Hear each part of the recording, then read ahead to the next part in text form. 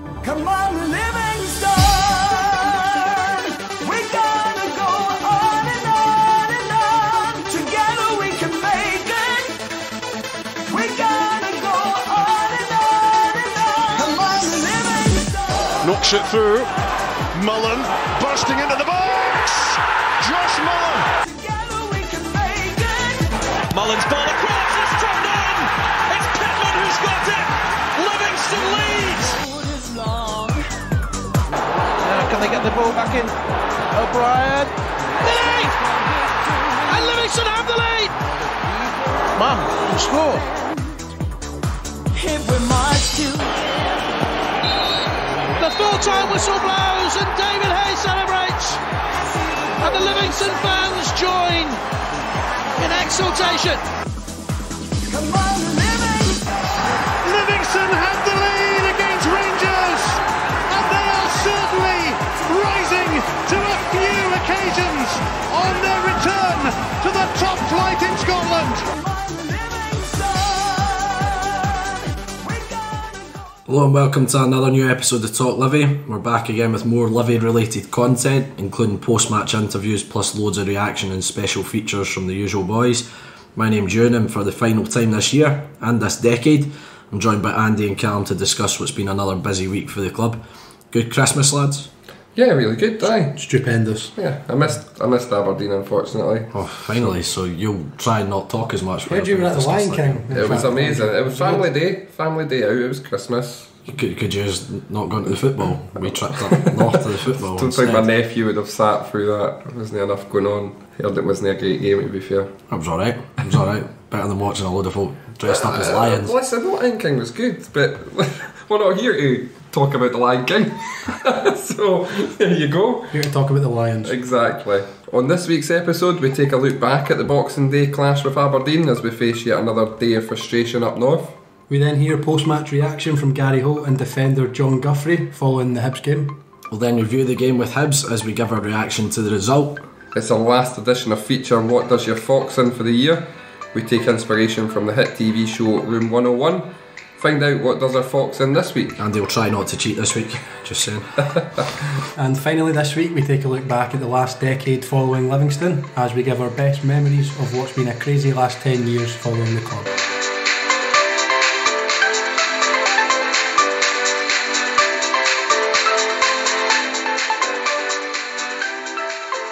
First up, it was a trip to face Aberdeen at Pittodrie on Boxing Day. Another away game, another afternoon of disappointment. Bruni, you were at the game because you weren't going and watching folk. Listen, I was just about to say that. I'll kind of take a back seat. So I'll ask you, what were your thoughts on the game? I mean, we weren't great, to be honest. I thought we were well below par. Gaffer said it in post-match. We obviously not got post-match for this game, but we were passive, pretty flat, I thought, to be honest. I don't think we were nowhere near at it. Nah, I don't think we were, and I think Aberdeen were very much similar, to be honest. They were well below par as well. That's the frustrating thing. I think they were really average as well. I can only go for the game, the home game against Aberdeen, obviously, and they were poor then, and they should never have beat us. And by the sounds of it, they weren't much better in this game. Yeah, which makes it really frustrating. For me, if the game was based on kind of clear-cut chances and whatnot that were created, I think a draw probably would have been a fair outcome. The chance Pittman had first half was he should be doing better for me. And then he's had one. Lawson's whipped in a great ball and he's almost got on the end of it. I think the thing is, half. a confident Pittman scores. He looked really bereft of confidence, but I'll go on and kind of thought he was much improved today against Hibs. But I think there was players that you normally kind of expect you'll get a kind of 7, 8 out of 10 performance from. That just weren't at, like Lawless. We were below par. I haven't seen Lawless give the ball away as much as he did. I thought Bartley was getting. I haven't seen anybody give the ball, but we were really slack with the ball. I thought we were really, really poor with the ball, and conceded an early goal as well, which hasn't happened a lot this season. Well, the thing is, every game we've played up at Pittodrie since we were on promotion, we've conceded within the first sort of 15-20 minutes. Of course it was the lad McLennan, who's been a bit of a sort of nail in a coffin. I'm not surprised one bit. It's the first game he started, and I don't have stats on me, but First time he started in probably 2 or 3 months. Yeah, and then the lad Anderson as Anderson's well, who came in obviously out the blue and scored his goal, hasn't he? The two goals defensively were poor. I thought the first one, Ferguson running through the midfield. to be fair, Aberdeen have moved the ball fairly quickly, but for me, I think we've been dragged across to where that was all kind of happening, and Bartley and Sibbald in particular, because that's where Ferguson started breaking on our back fours, where you'd normally see Bartley or Sibbald kind of mopping things up. The second goal, both centre halves didn't cover themselves in glory, to be honest.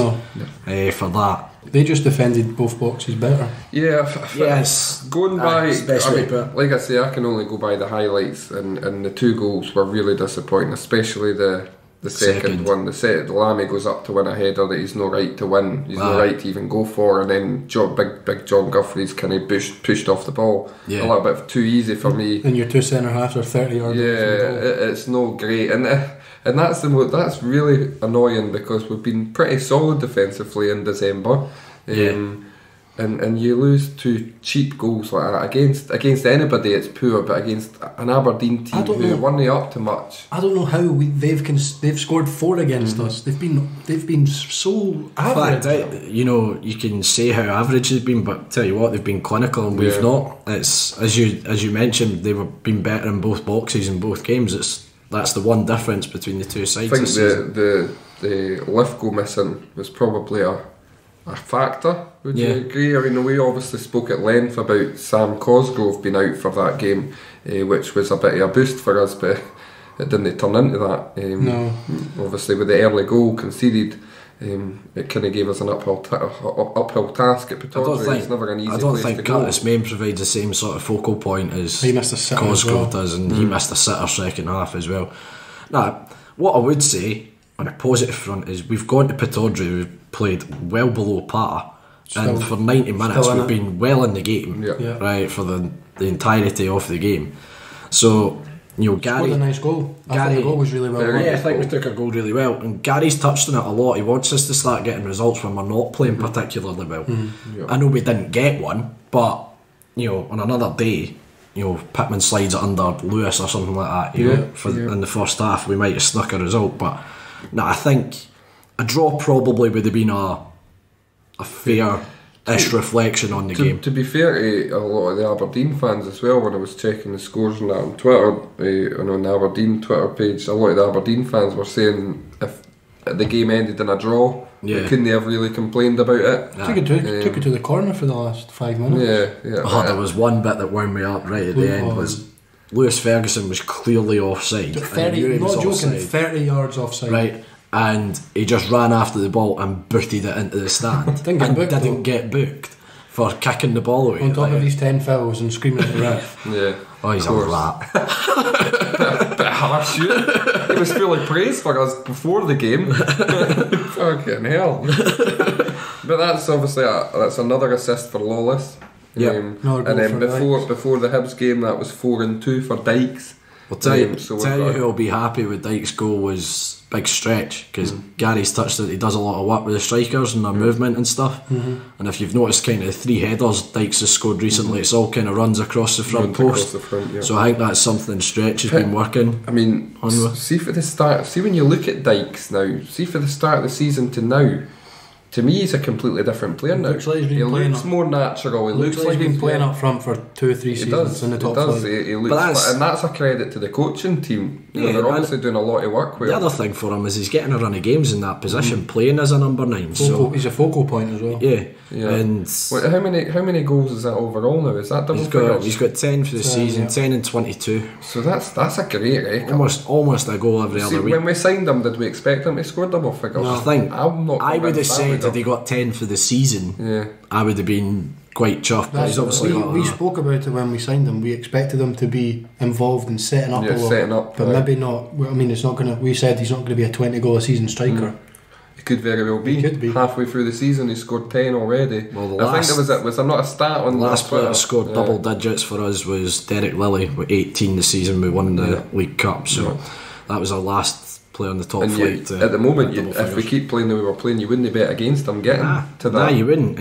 But we need a striker. Here he goes again. But I mean, it's one of the games we'll again look back on and go, if all these ifs and buts. But at the end of the day, we came away with nothing. And Man, he had Bosch, he'd be my uncle. Exactly. We move on to the scenarios, yeah. Common scenarios that you always think about, eh? But yeah, we moved on to the Hibs game, and we'll talk about that in a wee minute.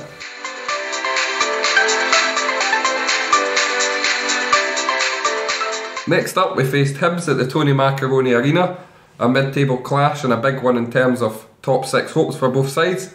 Before we look at the game and give our thoughts, here's the thoughts of gaffer Gary Holt. We knew it was going to be a tough game. You saw Hibs on Thursday, and we spoke to him about starting at a tempo, because it's always hard after an Edinburgh derby. Today's maybe their game is such, and we wanted to make it uncomfortable. We wanted to get at them, and I thought we'd done that. I thought we were right at it from front to back, which we need to be, and 2 good goals, 2 good, really well worked goals, and could have had more. Well, there's a bit of debate in the changing room about that. I've got to say, there's certain individuals in there that I'm not too happy that he's been accredited. Marvin Bartley, raging. He wants Delty put it out on Twitter that it was an own goal. But no, it's brilliant. We've got people in there again. What we've got, and similar to last year, and things that we look at, we want people that are going to get hurt for you in opposition box as well as your box. You don't always get a free header. You don't always get the. Don't get me wrong, his second one was a great leap and a great header, but from a great ball in. But you don't always get that. Sometimes you've got to take a knock, and we've got that in abundance, and that's what's pleasing. Just be patient, but patience doesn't mean slow. I think we could have moved a bit. I think we could have still have switched the play, because Stephen was an out ball, our full-backs were an out ball for us, with both systems that our teams were playing. So we tried to utilise that, and we said, look, go and be brave, go and risk it in the final third. It's the only way you score goals. You don't ever get to walk a ball in the net. You have to be prepared to take somebody on, risk it at times, knowing that you might give it away, but as long as it's done in the right vein, I'll never have a go empty. It's the hardest part of football is to score a goal, and they certainly showed that today. If it stopped today, I'd be really happy. But no, it's work in progress. We know that. We're very humble as a club, and the players, and that's what the good thing about them. They stay humble, they stay honest, they come into work every day, and that's what you get on a Saturday. And we understand and accept we're going to lose games, but I'd take one performance this season where we've not really been at it. Every other game we've been in it, we've been at it, we've been in the games. Certain games, Celtic away, Rangers when they came here, certainly never gave us a chance. But I think every other game we've been in, and sometimes we've shot ourselves in the foot, but we realise that we're still learning at this level. We're still accepting, like Thursday's game, you make mistakes, you get punished. You don't get a chance to rectify it sometimes. They're good players, they're good teams. So no, I'm really pleased with today that we've took that on board, because they're a good side. They've got good threat throughout their team, but I thought we nullified their better players, and our better players then took hold of the game, and we should have maybe scored more. Now let's hear from that attacking defender, Jon Guthrie, following the Hibs game. I don't really know, to be fair. I've always had a lot of chances, but you know, in the past I've seemed to miss them. They seem to be going in for me at the moment. You know, I'm getting in the right positions. It's something we work a lot on in training, and it seems to be paying off at the moment. Yeah, no, exactly. Putting a lot of balls in the box, a lot of quality comes into the box. So, you know, we're getting chances, and at the moment we seem to be putting them away. Don't really remember a lot. I just remember swinging my legs about 5 times and hoping for the best. No, I just remember it was sat up in front of me, so I've just tried getting something on it, and luckily it's gone in the back of the net. Definitely, I mean, yeah, in particular, like you said, the second half we were dominant. Looked like we didn't really, they didn't really create many chances. We felt quite comfortable at the back. Obviously, keeping another clean sheet's a big plus for us. Yeah, no, it's something, you know, we spoke about the game. Obviously, they were going to be confident coming into it, but like you said, we seemed to keep them quiet. Didn't give much away. I think Keegs did a really good job in there, you know, stopping Scott Allen getting on the ball. But it was a great all-round performance from the team, I think. Yeah, he said just, you know, raise it that a little bit extra. You know, the gaffer and Davey said, you know, we thought we had a little bit more in us, which clearly we did. So he said just raise it up a little bit, and you know, the goals would come. And he's obviously stay concentrated, don't concede, because you know they didn't look like scoring, so just stay switched on. I mean, we're just going to take it step by step. Obviously, we're in a great position going into the break. You know, we've got a confident group in there. We know, you know, we're a good team, probably better than some people give us credit for. So we're just going to keep going the way we are, keep digging away, and who knows where it will take us. No, exactly. That's the sort of changing. We've got, we're very grounded, and the staff keep us that way. All the players are like that. We've not got any, you know, big time Charlies or anything like that. So we know you know, we're built on, you know, hard work, and that'll continue. But yeah, no, we know we've got a good record at home. We've not conceded many. You know, we've started banging them in recently as well. Obviously, we know our away form needs to improve, but if that can improve along with our good home form, who knows where we'll go. So, boys, you've heard for the gaffer, you've heard for Jon Guthrie. What's your thoughts on the game? Amazing. Great way to finish the year, wasn't it? I think it was a pretty ugly game, to be totally honest. Poor game overall. In particular the first half. But I think we were doing what we're really good at. We were picking up a lot of second balls, and didn't really let Hibs get into any sort of stride. Yeah, I think that showed with them taking Scott Allen off. I thought he was pretty poor today. Well, I heard after press apparently he's been under the weather recently. He fell down somewhere. Might have been at Easter Road earlier in the season. I was going to say he fell over the white line or something. Yeah, but obviously he came off. I actually thought some of the changes Jack Ross made were a bit bizarre, especially when they were going for the game, taking Horgan off as well. But they put a lot into the derby, I think. Yeah, well, I mean, we might have had an impact. We were all, when we previewed the game last week, we were all relatively confident at going into this one, regardless of what happened in the derby, because of our home form. And I think I agree with you, Ewan, it wasn't a great game of football, especially the first half, but we probably edged it first half without being overly brilliant. And all we needed was the goals, and thankfully they came. And to be honest with you, I was never worried. Hibs done very little. Sarkic was really untested. Yeah, he probably could have sat in the stand next to the Hibs fans in the second half. He'd done nothing. That's our last 4 games at home, 10 points and 4 clean sheets. Yeah. And 9 goals, none conceded. Brilliant. So it's the way to do it, isn't it? Folk were kind of worrying about our home form not being up to. Well, I'd spoke for a while, certainly talking about how December was going to be a big month for us, because I think that was a run of games that we, could get a realistic few results, realistic points, and we've taken 12. Yeah, so 12 was an 11 in December. 3 wins, 2 draws, and a defeat in December. Maybe it's 11. But even still, when we look back at the episode we done when we got asked about the results, I think we all said 10. So we're a point above what we all expected. So it's a decent month, December. which is notoriously a difficult month for us. So 5th in the league, though.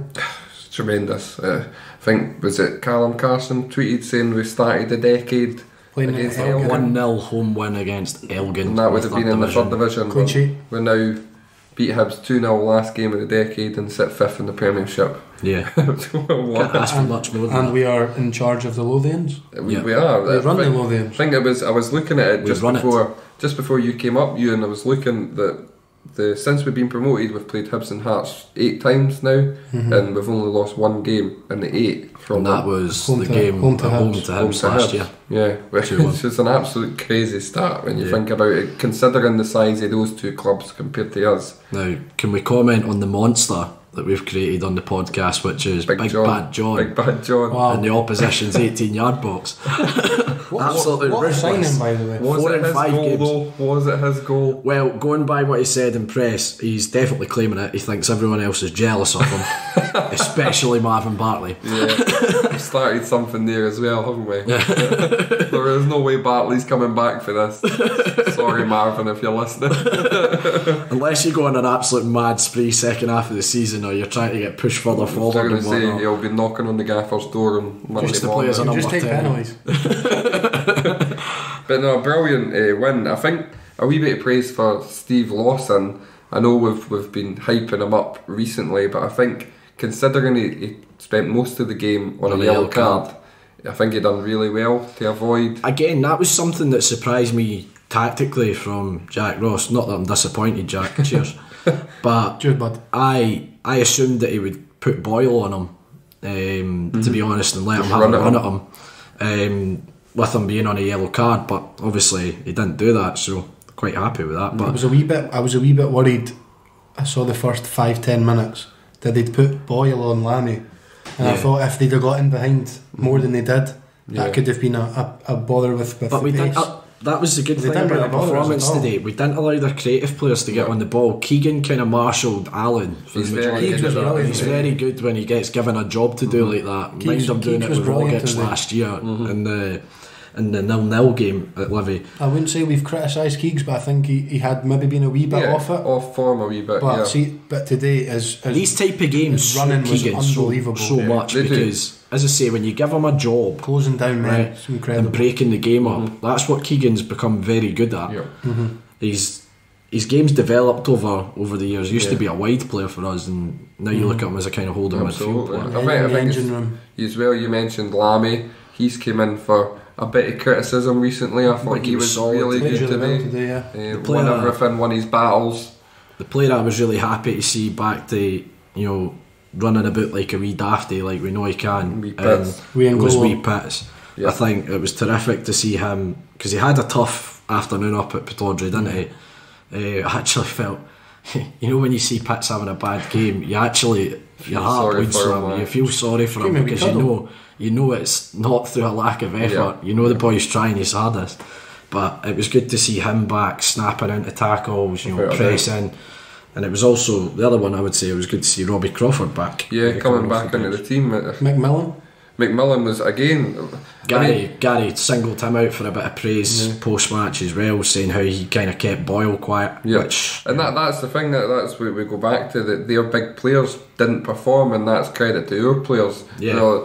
I thought, you're saying Scott Allen wasn't quite up to it at the end of the day, but he didn't get a chance either. Yeah. We marshalled him really well. Whenever he got the ball, we closed him down and forced him into mistakes. That's what we've done all day. That's what we've built our success on in the last sort of 3 or 4 seasons.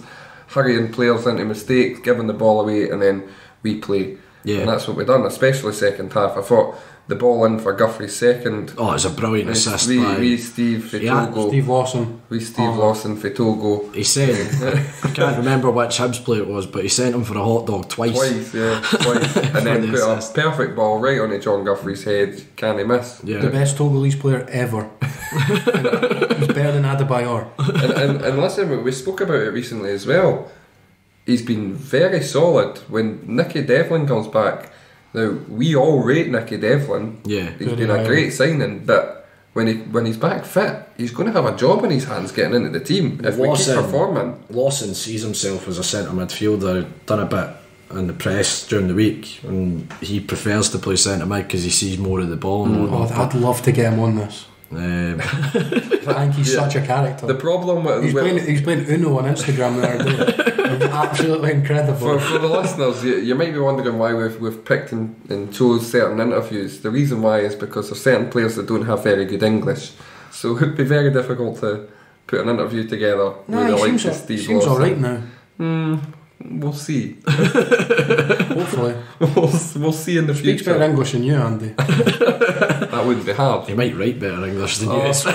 Come on now. Come on now. This isn't the part where you slag me. That's the next bit. But yeah, obviously that's the end of the sort of first half of the season before the winter break. Sitting 5th in the league now. Just unreal. And goal difference +1. We could be on a. I don't want to say. No, don't say it. But don't say it. We could be on a few more points. I think that's the thing. That's a good way. That's how well we're doing. I said this when I was speaking with Callum Carson doing the press stuff after the game today.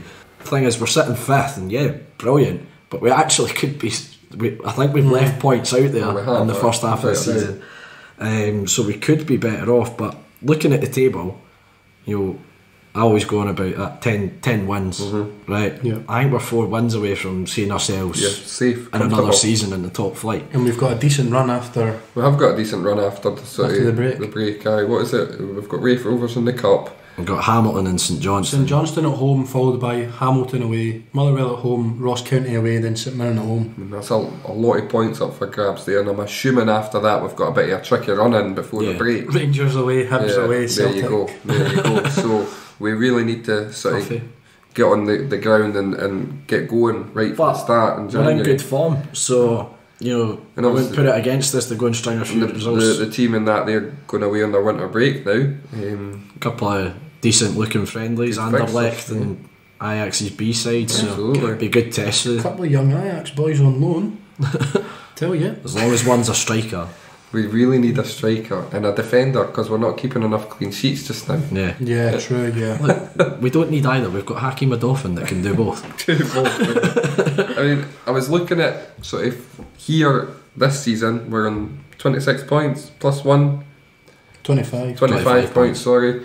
And at this point, at this stage last year, we were on 30 points. So we're only 5 difference, and everybody was kind of going on about what a great first half of the season last season was. Think of we keep going on about it week in, week out. The players that we've lost, we've basically had to build a new spine of the team, and we're only 5 points off of what we had last year. I think it's very good going. And again, as we say, we could be better than that. Exactly. What was it? 12 points we've thrown away from winning positions. Yeah, I think a lot of teams in the league have got better as well. Because do you really? It's a lot tighter than it was last season. But is that maybe because the standards dropped? Potentially. You've got a better Motherwell side. Aberdeen are kind of where they should be. Hearts have tailed off. We've said it many times, but anybody out with the big two, as they're called, can be anybody. I honestly think that our target should be top 6. I honestly believe that. I think that would be a bonus. So I keep saying that. Yeah, not totally, but I honestly believe that the players will be looking at the league and going, that should be our target, because there's not a team out there that I would say are overly better than us out with the top 2. Kilmarnock get their manager appointment wrong potentially. That they could slip even further down the league. That's it. That's that 5 losses in a row and no goals scored. Yeah, it's a really and that slightly worries me as well. That slightly concerns me as well. I would have hoped that maybe Alec Dyer would have went in there, won a couple of games for Kilmarnock, and that would have kind of made up the board rounds. From what I watched of the highlights of the Rangers game with Dyer, though, he's obviously tried to get Kelly back to basics. He kind of had them in quite a rigid shape, and I think they looked more like a kind of Steve Clark's Kelly going away to one of the Glasgow sides and making it really difficult. So I still think that will be their appointment. What I think we should do is we should get Gary Holt on the plane tomorrow morning to the winter training camp. Gary Holt's not told he can stay there. Yet, so. He can stay there until Wednesday game against Raith Rovers the 18th. Yeah. So come back on the 17th. No phone reception over there. Job done. Manager after the year. Let's hope so. Fingers crossed. Fingers crossed. But what a great Gary. what a great year. What a brilliant decade. And we'll go into that a bit later.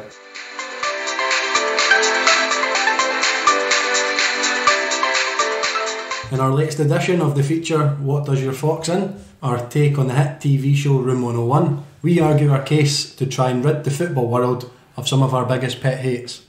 Last week, Andy argued against diving, Ewan not celebrating a goal against a former side, and I argued about weird squad numbers. It was Andy who unfortunately again came out on top. Despite your tactical voting, that's 3 in a row for him now. Despite your you were trying your best to get the tactical votes on your side. It's pretty cheating, to be fair. It was cheating. It was blatant cheating. The fact that you were saying diving does your fox in, and then you blatantly cheated basically by picking something so generic. The both of you literally try and win votes. The both of you literally turned Twitter against me last week. So thanks for that. Well, it was. Are you sure everybody just didn't like you already? Maybe. It might just be that. Everybody hates cheating. Everybody hates their team getting beat. Maybe I should pick that this week. Well, maybe. Let's see. Who knows? Yeah, so mine this week is racism. It does my fox in. Yeah, there you go. This week we again asked the question in the name of one of our most Marmite players of all time, which is Liam Fox, of course. So we'll go for Andy first. Andy, what does your fox in? Okay, so I'm not going to cheat this week. I'm going to go with, I'm not sure how to describe it, but people that go on about the SPL or our game in the SPFL, describing like the Premiership. So a bit like you when you constantly refer to the Scottish Premiership as the Premier League. Yeah, but that's just because it's happening. People that tweet it and that, they've got time to think about that. You know, and they tweet it. Or but you think after our being told SPFL game, Livingston, can you not just say that's a whole 42? Yeah, exactly. You know what I'm getting at. But you're part of the problem.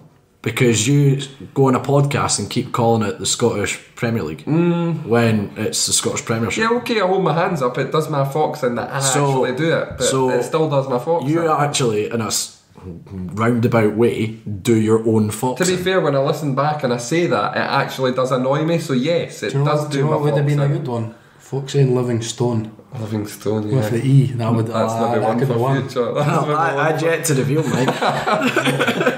No, but you know what I mean. Like people that just say like and commentators. Like commentators, the SPL, Sky, pundits do a lot, Sky are a nightmare for it. The SPL. It's been the SPFL for 4 years now. It's been the Premiership for that long. Call it the Premiership. Can you start then? Yeah, I'll start. Can you start calling it the Premiership? Because you're part of the problem. I'll start from now. Like, you're actually moaning about something you do. Yeah, but you're taking the whole argument out of context. Okay, I do it, and I've already told you when I listen back and I hear myself saying. And you think you can start correcting yourself if it does your head in that much? does your fox in even? This was always going to be a difficult week for me because I know that I'm going to get voted out because of last week's innocuous choice of what does my fox in. Yeah, cheap. But yeah, people that use SPL or SPFL to describe the Premiership or the Championship, that does my fox in. Ewan, we'll go you next. Staggered run-ups for penalties.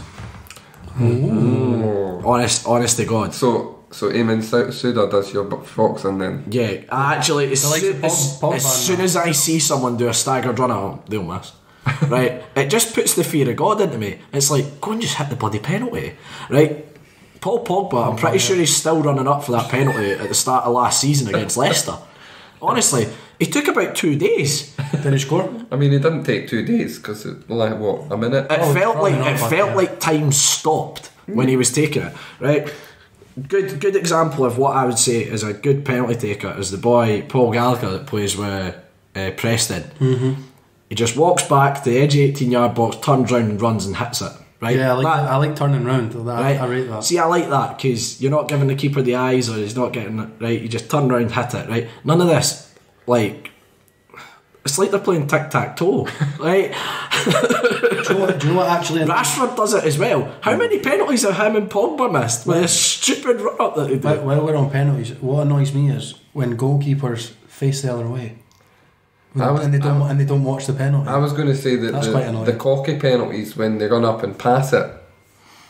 What's that all about? The ones where they run up and just pass it, roll the ball forward. So Barcelona did. Messi and Suarez did that. I believe that was actually really nice. It was. But Arsenal and they mucked it up, didn't they? Yeah, they mucked it up, didn't they? But they got to That's really it. rare though. I do get your point about stagger penalties. I honestly hate it. It's like they're trying. If it goes in, exactly, it's quite neat. Pogba trying to trademark a thing, isn't he? It's quite neat when it does go in because you obviously send the keeper the wrong way and the ball's not even left. Jorginho's wee skip. Right, I think they're actually not focused on taking the penalty because they're so focused on doing a daft run up. Mm-hmm. Like, are you trying to tell me Paul Pogba's always taking a penalty like that? Absolutely bloody not. He's doing it because he's an absolute poser and wants to do something different to make him stick out, right? But he actually ends up missing half the penalties he takes as a result of it. I think this does his fox. He's really passionate about this staggered run up. It doesn't matter what it is. I'm always really passionate about it. Yeah, okay. Because it genuinely does my fox in. Staggered run ups, okay. Penalties. Callum, it's your time to shine. I think you'll both probably agree on this one. Is usually aimed at Falkirk Football Club. The likes of the bigger teams in the Championship than us as well. When people criticise attendances as if it means something towards a league position, ourselves in Hamilton are criticised all the time for having a low attendance or no fans or all of this rubbish.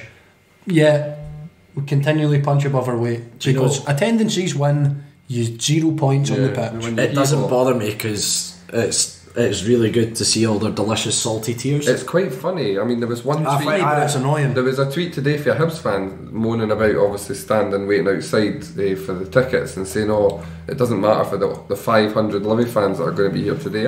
a bit of a chuckle about it, because I thought, well, I'm not missing the first 10 minutes of the game because I got my season ticket and I can get in the ground quite easily. Well done, mate. Yeah, thanks. Yeah. Well done. Do you want a round of applause for that? Yeah, because you're not absolutely. getting one. Oh. It's just really annoying. It's like you're inadvertently mocked because it means your team's not as good because you don't have It enough does fans. my head in. Instead, the Scottish Football Away Days one on Facebook, right? Yeah. I say every week, wait for the picture of the Livi fans. But those fans Credit to are the people getting going. ridiculed. Exactly, 100%. But they're actually going, right? Instead of, you do see the odd comment going, well, tell you what, good on them because they're going and supporting their team, right? But it's all, look at them, idiots. Right? It's like, They're embarrassment to the Premier League. Why did you support Premiership. Livi? Why did you See what support I done there? actually done it. See what I done? Embarrassment you to did the not mean that either. No, that was totally meant to get my point across about Premier embarrassment to the League. Premier League and the SPFL And the SPL. and the SPL. Yeah, the SPL Premiership. And the run-ups. No, I totally get your point. It is annoying. I love it. You really couldn't fit run-ups into that, could you? I mean, yeah, you kind of made a point. Falkirk fans seem to be the absolute worst. We've got 4,000 a week. Aye, but you're in League One, bud. So Exactly. I don't care. Exactly. Who cares? Oh, I do like to be beside the seaside. Don't ever sing again. Okay, we'd all love to have 2,000-3,000 fans at every game, but we can't at the moment. Do you not think it's like I've always felt more attached to the football club because we're like a smaller fan base, like a smaller community in a sort of way. You wouldn't think it away games. What clubs like ourselves in Hamilton should do? We're in the top flight on merit, right? And one, we've recruited better, right, with our resources. We've managed our resources better, right? And they actually deserve credit for achieving what they're achieving. You look at Hearts, who have got a wage budget of $8.5 million, are sitting rock bottom of the league. But They've got 15,000 fans, right? Well, they're not managing their resources very well, are they? I actually seen a comment when this was sort of a massive topic. I think the end of last season or whatever, and there was a lot of fans saying, "Oh, we should make the Premier League a closed door." You just done it again, mate. I know. We should make. Right, you can't win. Come on. He's part of his own issue. No, I'm quoting a tweet. The Premier League. It wasn't me that said it. I tweeted it. I don't like people that do podcasts about Livi. No, they're saying that the Premiership should be closed, like a closed league for 3 or 4 seasons with all the big teams in it. Dundee United to get all your sort of the highest attendances in. And I was like, well, what's the point then in having a league? 'Cause it's just taking all competitiveness out of it. If you know there's no relegation. People are saying that. Bournemouth aren't allowed in the Premier League down Exactly. south because they've only got a stadium that holds 10, 11,000. If everything was based on attendance, China would win the World Cup, wouldn't they? So just get. Because they have great attendances. I'm pretty sure that's a population. Okay. If you asked people to China, if it was the main sport, they'd probably have the most fans because they've got the most people. I think you've probably trumped us this week, to be honest, Carl. Yeah, I reckon you. Which as long as Ewan doesn't win, that's absolutely fine. Ewan, how many times have you won in this feature? Mate, I like just taking part. At least Ewan's been fair, to be honest. At least I've been fair. At least I've picked things that I genuinely do my fox in instead of trying to win votes. Honestly, You away and dive. away and shite. You ain't cheap. Right, so just a quick reminder, what we all chose for this week. Ewan. Staggered run-ups at penalties. And people that, like me, who describe the Premiership or SPFL as the SPL or the Premier League. Calm. I don't know the actual term for it. Crowd wanking. I mean, you said it, not me. People that are disobedient towards. Disobedience is probably the wrong We're word. not talking to dogs here. People that are not very nice when criticising. Okay, so Bruni says people who are not very nice. Disobedient. when criticising other people's fan bases. Right. It's a bit wordy for the 25. I was going to say, yeah. I'm trying to think of how to phrase it. Crowd wanking. Okay, Right, there we go. Fucking hell. Yeah. Andrew, this is a family-friendly club. Shut your face. Honestly. Anyway. Crowd masturbation. Anyway, Callum's losing it here. So before we go any further, Oh, the man. polls will be up on Tuesday. Get your vote in. And yeah, it looks like it's a no-brainer this week, sadly. Staggered run-ups.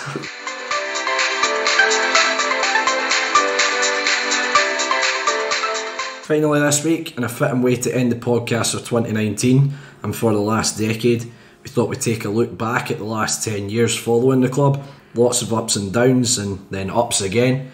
It's been a roller coaster decade, hasn't it? Oh, there it is, the cliche. The old cliche, the roller coaster. The Gale The cliche. roller coaster that is Livingston Football. It has been a roller coaster, to be fair. I remember all those years back when we're standing in Cowdenbeef's shed, thinking we were going to get relegated. Cheaper than bloody Celtic Park. Yeah, true. Well, I mean, decade started with a 1-0 win away at Elgin in the third division on a tatty field of a pitch because we'd got machinery on to clear the park to get And it games ended on. on that plastic muck. Get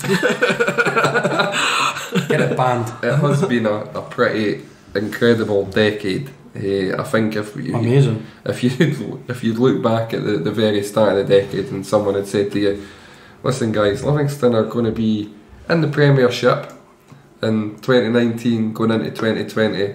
Good one. Yeah, exactly. Yeah, That's what the exactly. reaction would have been. And to make it even better, by the way, you're going to be 5th in the Premiership. You're going to be the 5th best team in Scotland going into 2020. And the best team in the Lothians as well. Yeah. By far, you'd have probably just laughed at them. No, it's brilliant.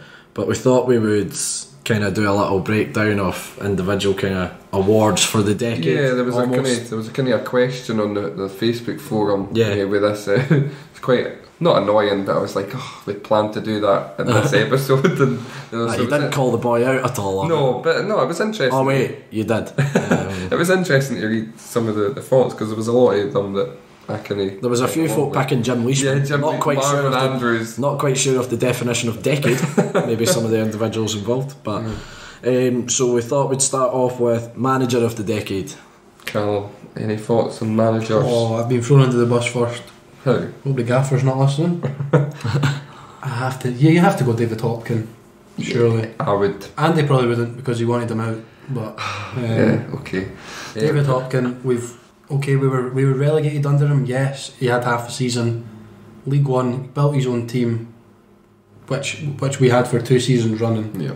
League One, back double promotions, obviously through the playoffs, and then I think probably this features we're going to talk a lot about the Hopkin time and the whole period. I'll tell you what, I'll go out with the really obvious one, Gary Bowen.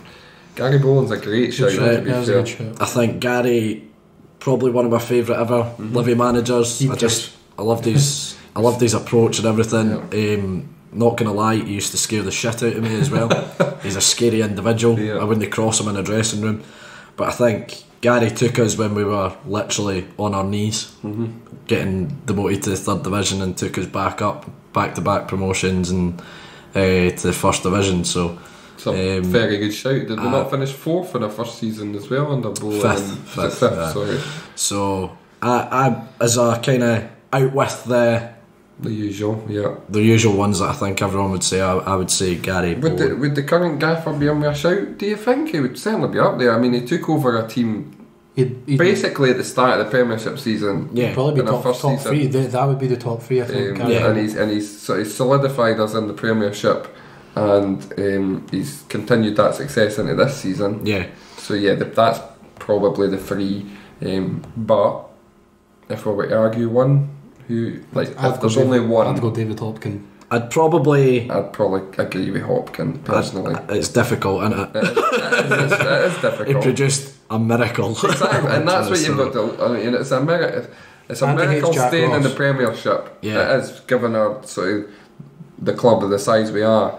But for League One to the Premiership, when no one Back gave to us back. a hope in hell, And through the to be where we playoffs are. as well, which is so Yeah, in favour doesn't of the happen all Premiership time. side as well. Yeah. Well, this time in 10 years, Gary Holt will have been in charge for 12 years. So Yeah, that's I true. think it could be him.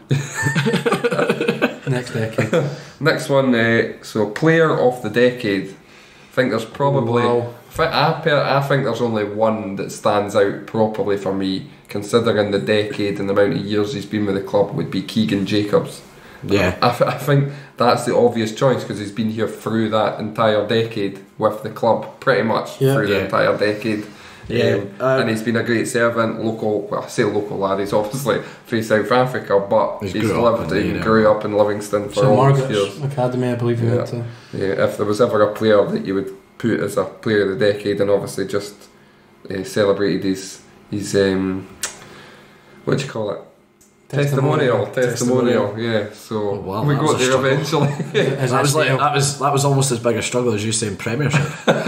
Said it twice now in this feature, you know. But you've actually paused and gone Premiership. It's hard to argue with Keegan.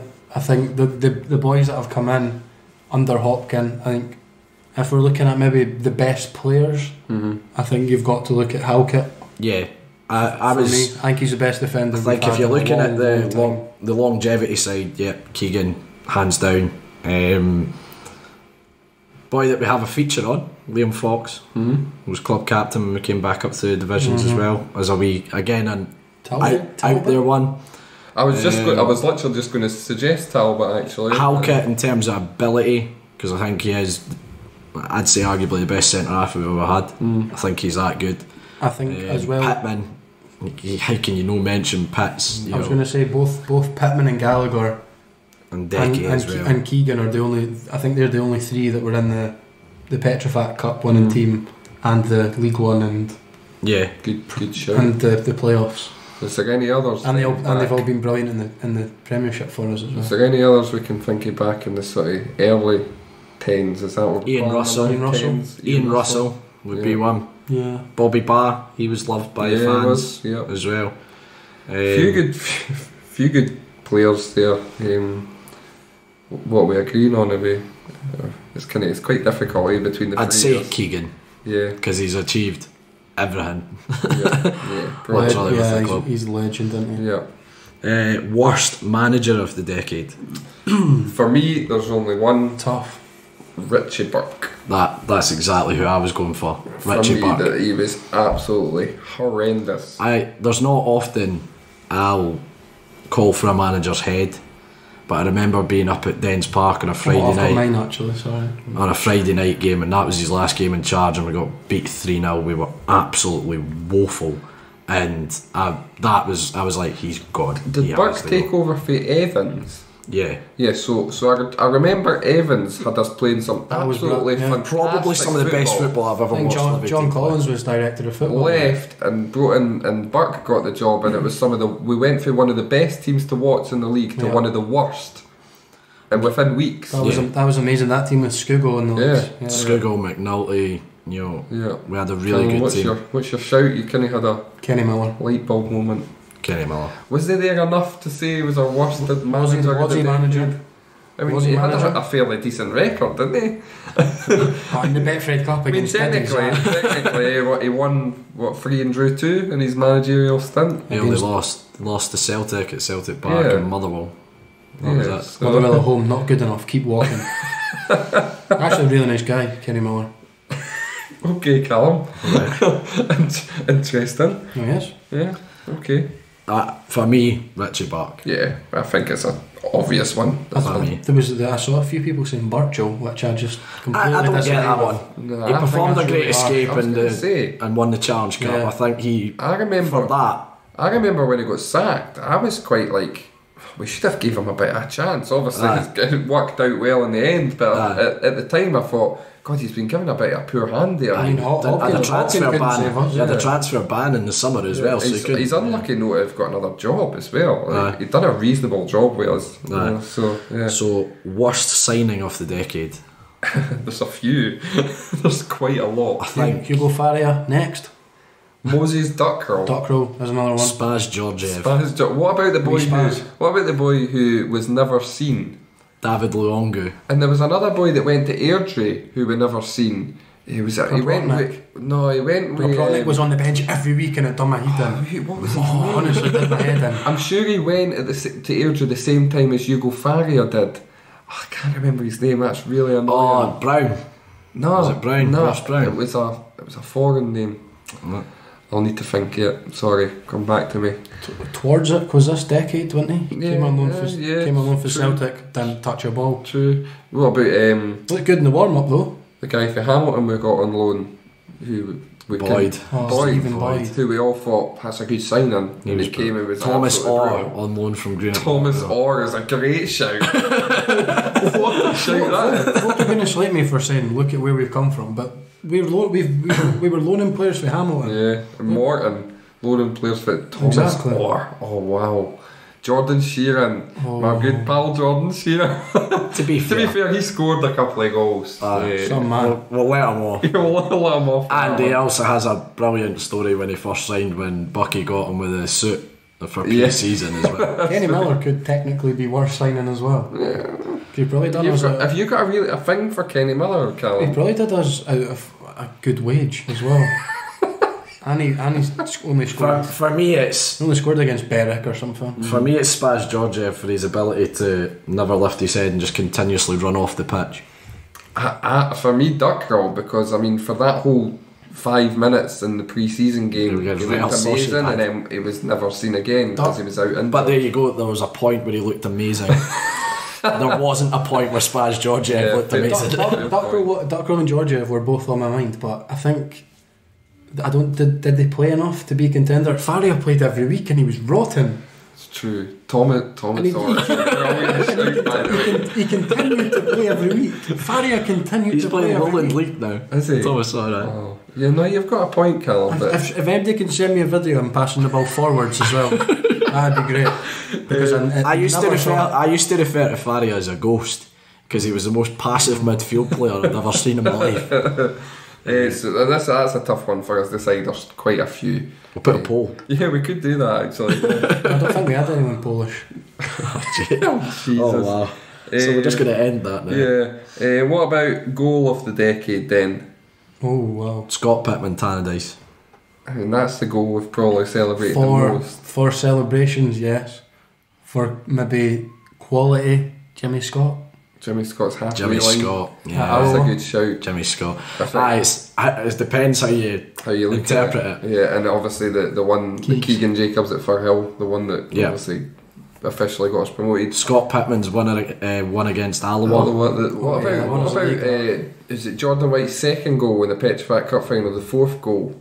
Now I know this sounds really weird that's not a standout goal, but there's a story behind it because obviously Rory had a dream. I think we spoke about this in an earlier episode a while back. But one of your mates had a dream that would win 4-0 and he put a tenner on 4-0. It was like Did he? Yeah. it was like 32 And to 1 or something Jordan like that. White pounced at the back post the header in the fourth Lob goal it in. and everybody just jumped It was just a on top. pile up at the back of the stand. So that's why I've kind of thrown that in the hat for. Do you know what? One of the most celebrated goals is obviously in vain now because we I know what we you're gonna I was shattered going to say, I know exactly. when we made it 4-1 against Stranraer. I think it was that's Halkett. I think that's the loudest and the craziest I've seen amazing. the homestand Yeah. for Amazing. a long time. Tell you to go, Great Escape campaign was Jordan White's winner at Cowden Beef. Yeah, did you not rip your I jeans did, that day? I ripped my jeans and I wore those jeans for the rest of it because I'm quite superstitious like that. And I actually brought them out of retirement for the Stranraer playoff the following year. That went well. I know. Well, I did in the end, technically. Look where we are now. Yeah, exactly. Yes. So there's a few different goals, but what would we settle on? I think just for what it was, Keegan's at Firhill. Yeah. I think it was a fitting goal to get us in the Premier League. A fitting player to do it. Yeah. I cried. I did cried that. at full time. I You was snuck whiskey in there. You Eh? snuck whiskey I in did actually. in your overall or Poured it something. into the cola cup. What a scumbag. What a great day. Honest. Game of the decade. I think this is already. We've mentioned one of the goals from it. Yeah, there's It's got to Now- be Tannadice. 0-0 for Hamilton 2 months ago. It's got to be Tannadice. Everybody will look back at the last 10 years. In fact, everybody will look back at the club's history and put that game in the top 3 or 4 games Yeah. ever for the Yeah. club. So considering the last decade, It just- Tannadice. There's a couple of games that have just sprung to mind though. I remember in the second division Petrofac Cup final. there was a couple of games with East Fife, right, that actually sprang to mind. Like Kenny Duker's hat-trick on his debut at Bayview, won 4-2 that game. But there was a game at Livi, we were 2-0 up, and then East Fife came back and went 3-2 up, we equalised with like 5 minutes to go, and then Keegan scored like this solo goal. He went past 3 or 4 players and then clipped it over the keeper to make it 4-3 in stoppage time. That was quite an exciting. It's a bit of a random shout, and it was a defeat, 4-3 defeat to Falkirk. Yeah, that's another. I always remember that game. I felt like that was a moral victory. 4-3 against Stirling Albion, where we were 3-0 up. They came back 3-3. Yeah, Doran scored a hat trick that game, didn't and he? we won 4-3. Been a few goal fests over the years. I think the Tannadice one though. It's hands down. I think not just what happened and how we won Flood's it. meltdown. I think the manner in which we won it. That goal that Pittman scored, Schomburn, Hunting, and just it epitomised the whole 2 season. years. Yeah, absolutely. Tannadice, obvious one that. Biggest disappointment of the decade. Stranraer playoffs next. 5-2. Yeah. The 5-2 game at Stranraer. Thankfully, I wasn't at that game. Yeah, I can imagine. I had a prelim the next day. I can imagine that. an exam. That was, and it was. Who's the keeper we had? McCallum. Mark McCallum came over trying to apologise to the fans, and tell you what, they weren't for it. I'm no surprised. We'll make up for it at the weekend, and everyone's just going, you better. An outside shout to that is, and I know I'm not going to go too much into it because this topic can go on and on and on, is the fan base hasn't grown as much as I would have hoped in the last sort of decade. Going from where we were to now, it's disappointing. I remember when we were getting crowds, say 1,500, 1,800 in League 2, League 1, and we're not even getting that I agree. now in the Premiership. Seeing how many people turned out for the away game at Firhill. Yeah. The home games against Dundee United and Thistle. Yeah. And us having 1,000 season tickets. Exactly. What else do we need? Do we need to win a league or something? I don't even think that would bring them out. We could win the league and still get less than 2,000 every home game. It is what it is. Best memory of the decade. Wow. Easy. Best memory, Tannadice. Playoff final and player of the year after. Player of the year was tremendous. Josh Mullen absolutely giving it. Oh, he was standing on the table, scalping the roof, singing "We're on our way." The drummer boy. That was tremendous. That's a great shout. There's a story about Gregor Buchanan we'd signed from St Mirren. St Mirren had won the championship. He got 2. That's right. And we'd got 2 promotions in one season. We'd been promoted through the playoffs. So Buchanan obviously 2 promotions. He's going about, your old dad's completed the championship. Which was absolutely the year before, Liam Kelly's Venom Night. League 1 player of the year. That was an absolute belter. Flirting with my grandmother. Oh, Margaret. Yeah, that was. And then another player of the year one was Steve Tosh. We won the 3rd division. Steve Tosh was already, I think, half cut on the park. I was going to say, was he not out his face? When we got given the trophy, and I tell you what, he was not in any better nick when we got into the suite later that night. He was an absolute write-off with Steve Tosh. You should have done a favourite photo, because that one at Firhill is amazing. With the smoke bomb and the 3 of them hugging. Just the pure emotion. Such a good moment. Next one, most underrated signing of the decade. Could get a bit of debate going. Callum. I was going to say Pittman there, but is it underrated? You could argue. You could argue it is. But I mean, I think it's underrated in terms of the whole of Scottish football. Plucking him from the juniors and what he's achieved with us. It's difficult. It's difficult to say under Neil Alexander for the one season. I've kind of got a left field sort of shout, and he's still with the club. Alan Lithgow. Great and I go back to the sort of, you say, is he underrated? But when we signed him, he was. Because all our fans, including us, when we signed him, were thinking, who's this diddy we're signing? We're signing him and Crichton as our centre back pairing. They're having a laugh, aren't they? And then at the end of that season, we couldn't believe we were all still going on about, why are we letting Crichton go and keeping Lithgow? I specifically now he's remember club captain. We had Garcia Tena in training with us at the end of that League 1 season, and again Liam Kelly was sitting chatting to us, and obviously we'd watched Garcia Tena and thought how good a player he was. And then he was like, Lithgow, better defender, hands down. And we were like, you've definitely had a few. And he had a few. Right, but you look at it now, boy was right. Is there any others? For, Burton O'Brien. Buchanan as well. Burton O'Brien was one of mine. when we brought him back Liam kind of Buchanan. midway through that season under Yogi, Gareth Evans, Richie Buck, 3 managers of the bloody Jesus. How many managers did we used to go through? I know. But I thought O'Brien coming back, total changed player from when he first came with us. But I thought he was just vital. He was just that experience, and you know, he was one of my favourite things in football is watching a midfielder spray a 60-yard diagonal line. Button O'Brien used to do those with absolute ease. We are talking about the whole decade here, so that potentially rules out the combination of Miller and Hardy. But would we have been promoted without the two of them? Yeah, no, it's a good shout. Lee Miller's a great shout, actually. Lee Miller is a really good shout. That's mental to think. We got to January without Miller and Hardy. Yeah, considering the amount of games he played for us, what was it, 30 games overall? Yeah. That's a really good shout, because you're right, if it wasn't for that combination, would be here. Miller in the playoffs, I think, is one of the most underrated players in that playoff run. Obviously Pittman scored goals and Keegan scored goals, and he's one of the most gorgeous human beings I've ever met in my life. Doesn't wear Falkirk blue, great though. But even I can't get angry at him that he's at Falkirk. Body warmer though. But yeah, this has turned into TalkLivi to the Lee Miller Appreciation Podcast. By the way, I'd go Lee Miller. Lee Miller's a great shout. I'd go Lee Miller. Liam Buchanan, I think's not a bad shout as well, considering the amount of goals he scored. Jordan White, yeah, he was another sort of Marmite player. I thought he was unbelievable, and you just look at his goal scoring record. He's scored something like 20 goals for Inverness this season. Folk forget he's a goal scorer. Funniest moment of the decade? There's two for me. Oh, easy. But I think the one that stands out and the one that follows me around like a really evil shadow is me saying Hopkins to keep walking. I will never ever live it down. Ever. For in the next however long I am on this earth, I'm pretty sure it's going to follow me around forever. That's one of the funnier moments for you guys, not for me. And the other one, Willow Flood. Paradise, just losing the absolute plot. Yeah, Willow Flood. There's a few things I've seen in the stands, like moment wise.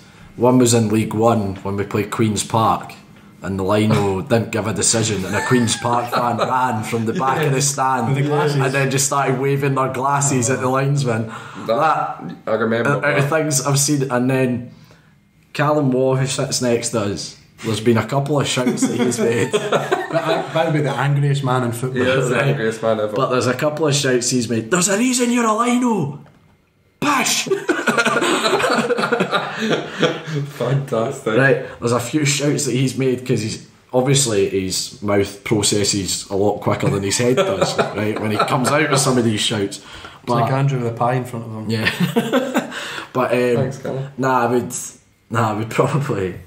I'd probably go with yours, Andy. What about Colin? What about your dad? Your dad comes out with a few belters, to be fair. He's thrown that ball in like a flamingo. There's a good shout. Will someone just scuff it properly? And I'm pretty sure it was in this decade against Hamilton away when someone shouted, "Come on, Livy, just get a goal. It's cold." Okay then. That'll motivate the players. Last one. There's got to be some.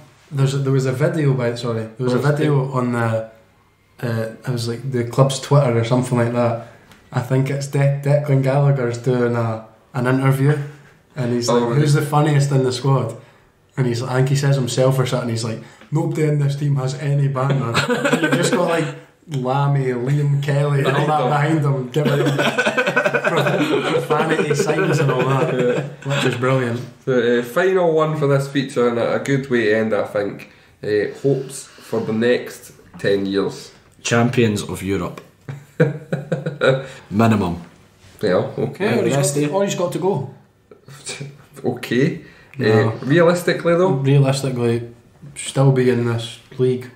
Still be a top flight club. That'd be incredible to maintain top flight status. Mm-hmm.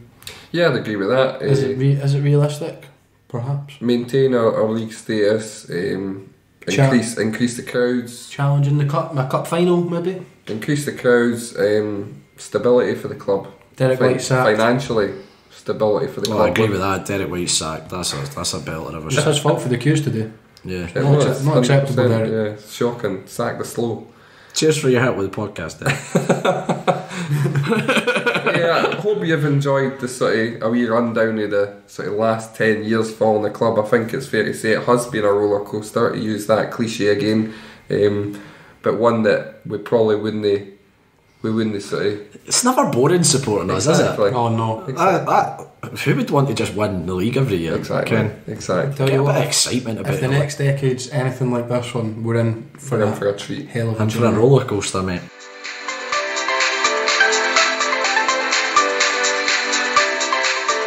So that's it for another episode of Talk Livi, and our last episode for a few weeks as we take a break for the winter break. So this is a great time for us to properly thank every single one of you for listening week in, week out, to everyone who's helped us throughout the year, and of course the club for the continued support that they give us. You can find Talk Livi on Facebook, Instagram and Twitter by simply searching for Talk Livi. Hit like and follow to keep up to date with everything we're doing there. You can also find this episode and all of our other episodes on all good podcast streaming sites, including iTunes, Spotify, SoundCloud and many more. All our episodes are also on our website, talklivipodcast.libsyn.com. We are now up and running with YouTube. You can find us by searching Talk Livi. If you could hit the subscribe button, we'd really appreciate it. So go give us a listen, and if you like, also leave a review. All your feedback is welcome, good or bad. So that's it from you and Callum and myself. We'd like to wish you all a happy and prosperous new year when it comes. We'll be back in the middle of January for more Talk Livi, but for now, thanks again and all the best. Happy New Year, folks. Happy New Year.